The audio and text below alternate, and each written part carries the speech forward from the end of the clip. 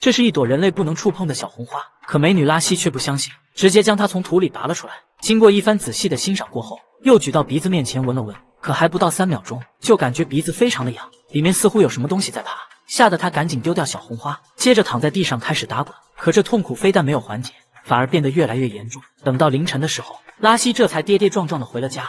为了不让年迈的母亲担心，他赶紧洗干净身上的番茄酱，随后匆匆回到了房间里面。眼看自己病得越来越严重，天亮后就准备去找医生，可才没走出去多远，就又看到了那朵诡异的小红花，吓得拉希赶紧有多远跑多远。但此时已经为时已晚，在经过一阵剧痛之后，他突然大声咳嗽起来，接着吐出来一块内脏。看着这场景的拉希快吓死了，可他却没有丝毫的办法，很快就再次打起了喷嚏，这次却吐出来一个洋娃娃。拉希看到后非常惊喜，只因他和自己的孩子一模一样。最终他和娃娃过上了幸福的生活。